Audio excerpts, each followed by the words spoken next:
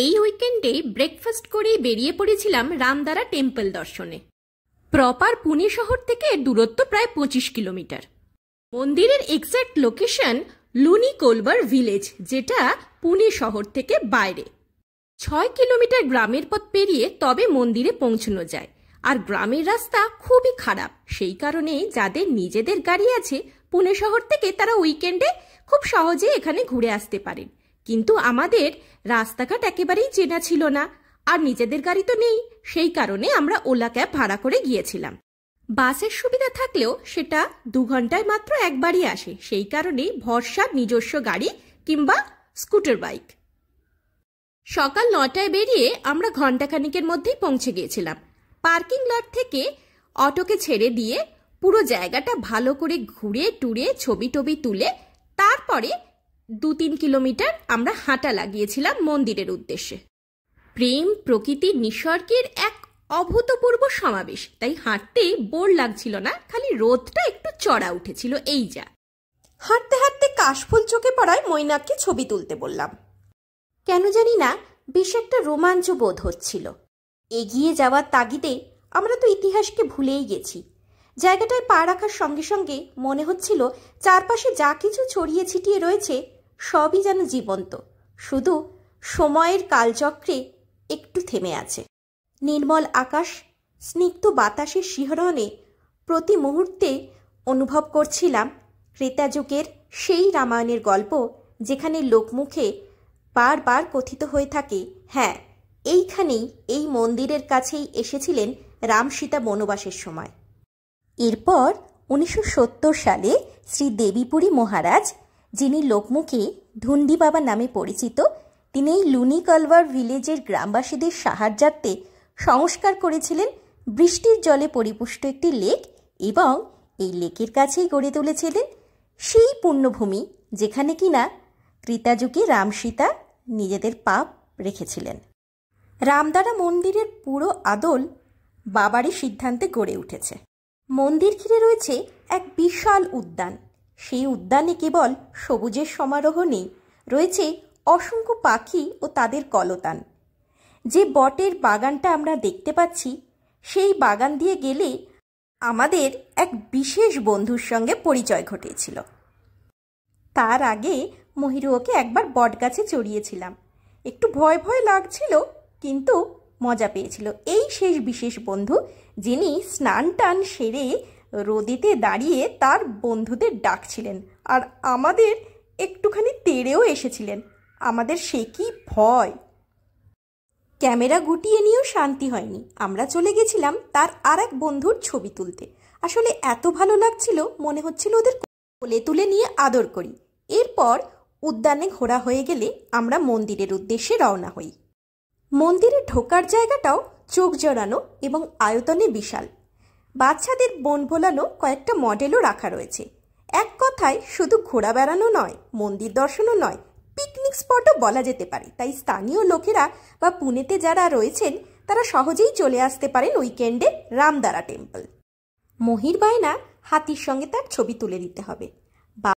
যেহেতু আমরা বেশ সকালে গিয়েছিলাম, সেই কারণে অনেকটাই ফাঁকা ছিল। পরে আমাদের ফেরবার সময় ভিড় জমতে শুরু করে। মন্দিরের সামনে রয়েছে জুতো খোলার জায়গা, সেখানে জুতো খুলে আমরা ধীরে ধীরে রাম সীতা দর্শনে এগিয়ে যাই।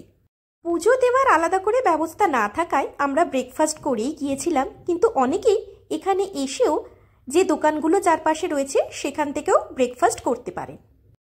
পদ্মফুলের উপর তৈরি মন্দিরটা অপূর্ব সুন্দর দেখতে, আর মন্দিরের ভেতরটাও ভীষণভাবে ওয়েল মেনটেন্ড।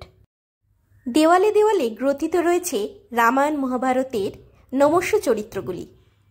সিঁড়ি ভেঙে বেশ খানিকটা নিচে নামতে হয়। মন্দির, মূর্তি এসবে মহিরুর আগ্রহ বরাবর, তাই প্রত্যেকটা মূর্তির সামনে দাঁড়াচ্ছিল আর তাদের প্রণাম করে মন্ত্র উচ্চারণ করছিল।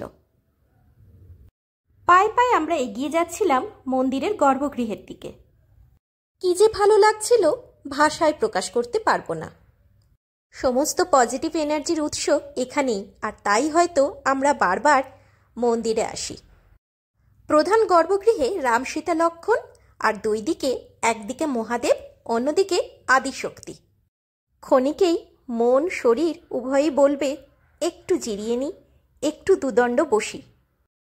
কোথাও মহালক্ষ্মী, কোথাও হনুমানজি, কোথাও বা গোপালের মূর্তি আমাদের কত কিনা বলে যাচ্ছিল। সিঁড়ি দিয়ে নেমেই সামনে ছিলেন নন্দী মহারাজ।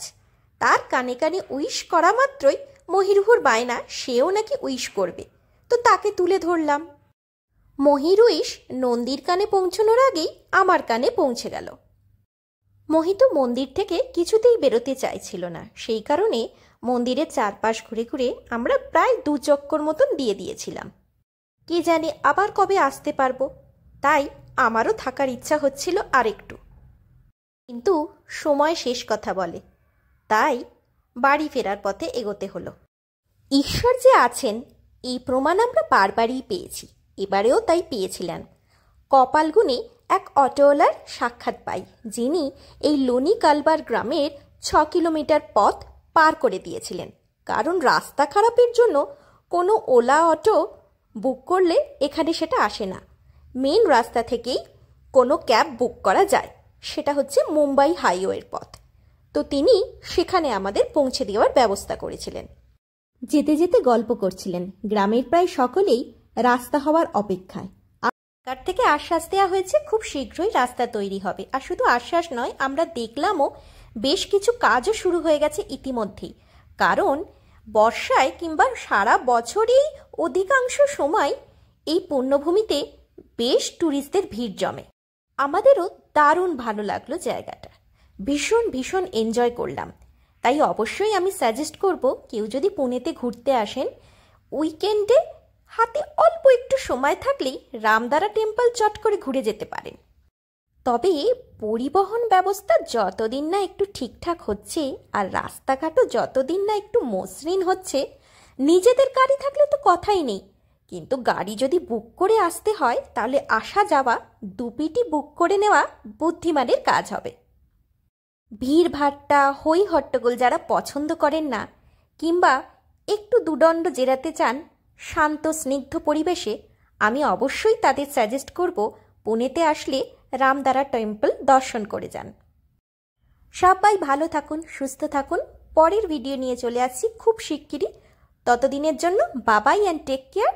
আর ভিডিওটা ভালো লাগলে like, share, subscribe my channel Rumi's test and travel. বাবাই।